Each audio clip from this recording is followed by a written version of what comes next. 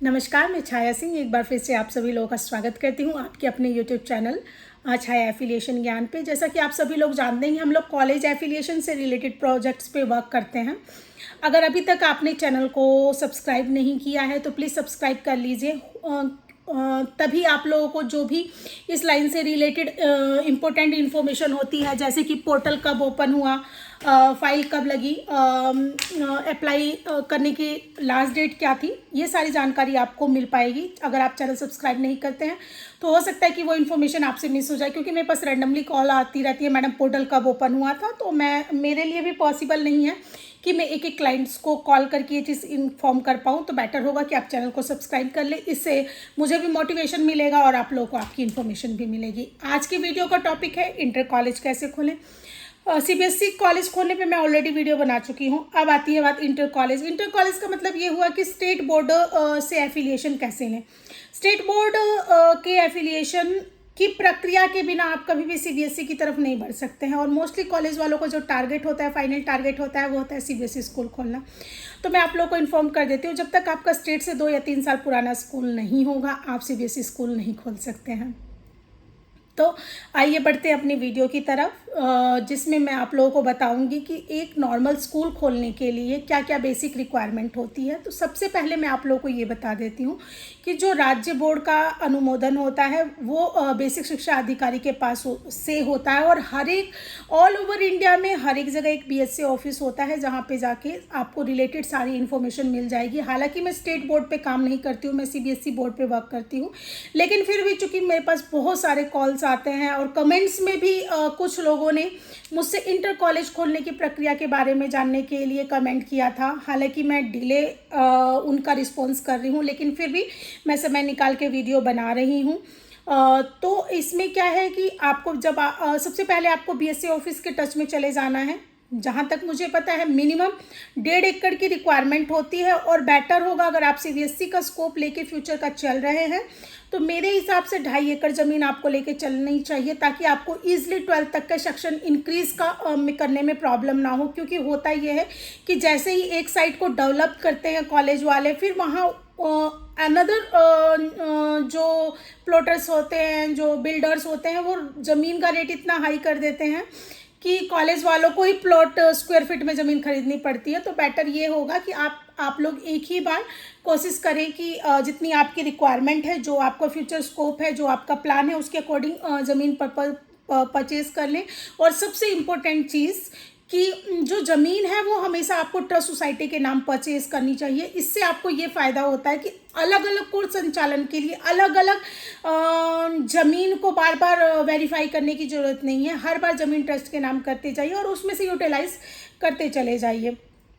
सबसे अच्छा ऑप्शन होता है, टेक्निकल ऑप्शन होता है। बाकी आगे आप लोग जो इस फील्ड में काम कर रहे होंगे उनको ऑलरेडी एक्सपीरियंस होगा। जो नए लोग हैं उनको मैंने बता दिया कि ज़मीन जब भी आपको परचेज करना हो ट्रस्ट सोसाइटी के नाम परचेज किया करिए। अच्छा, अब क्वेश्चन ये आता है कि मैडम ट्रस्ट सोसाइटी के नाम अगर हमने कर दिया तो क्या हम उसको बेच नहीं पाएंगे? क्या वो गवर्नमेंट का हो गया? या फिर कल को मान लीजिए किसी रीज़न से मुझे बंद करना पड़ा तो क्या मैं उस ज़मीन को हटा नहीं पाऊँगा?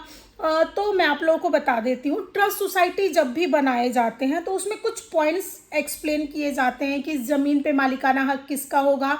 उसमें कुछ पॉइंट्स हैं जो आप ज़रूर मेंशन करवाएं, जैसे कि ज़मीन को किसी भी स्थिति में सेल करने का, परचेज करने का, गिरवी रखने का, लोन लेने का अधिकार मैनेजर के पास होगा। तो ये कुछ पॉइंट्स, इंपॉर्टेंट पॉइंट्स हैं जो आपकी ट्रस्ट सोसाइटी में होने चाहिए।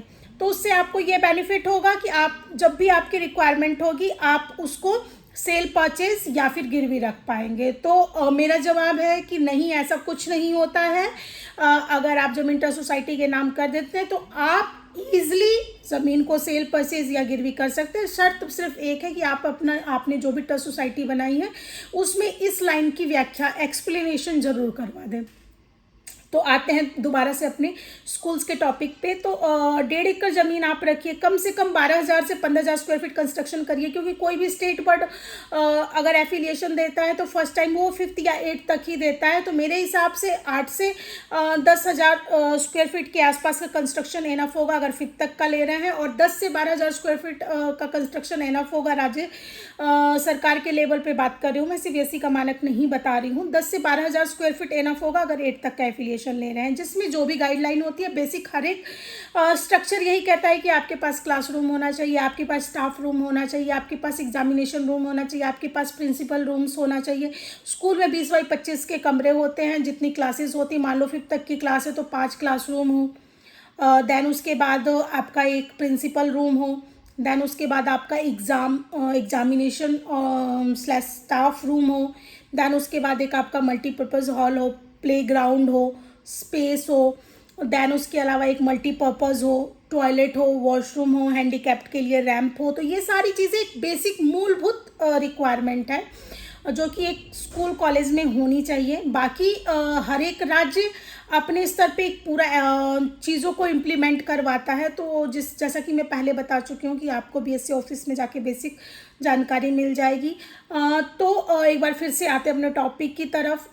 1.5 एकड़ लैंड, कम से कम 12,000 स्क्वायर फीट कंस्ट्रक्शन, और ज़मीन बिल्डिंग छोड़ के मुझे ऐसा लगता है कि 15 लाख के आसपास अगर आपका बजट है तो आप इजली राज्य सरकार का अनुमोदित एफिलिएटेड स्कूल खोल सकते हैं। 2 से 3 लाख के आसपास में आपका बुक्स आ जाएगा। फर्नीचर्स मेरे को लगता है कि 2 से 3 लाख के आसपास में, वो क्लाइंट का अपना होता है, डिपेंड करता है कि लेबर कॉस्ट क्या है, उनके अपने पेड़ है या फिर उनको लकड़ी भी परचेज़ करनी है। ये सारी चीज़ें तो कैलकुलेटिव हो जाती हैं।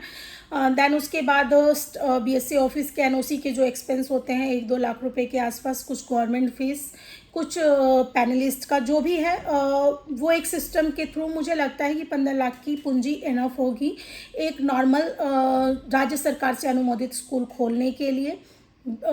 मुझे ऐसा लगता है कि इससे ज़्यादा डिटेल में कुछ शायद मैं ना बता पाऊँ, क्योंकि राज्य जो भी स्टेट बोर्ड के स्कूल होते हैं, मैंने उस पर आज तक किसी स्कूल्स पे काम नहीं किया है।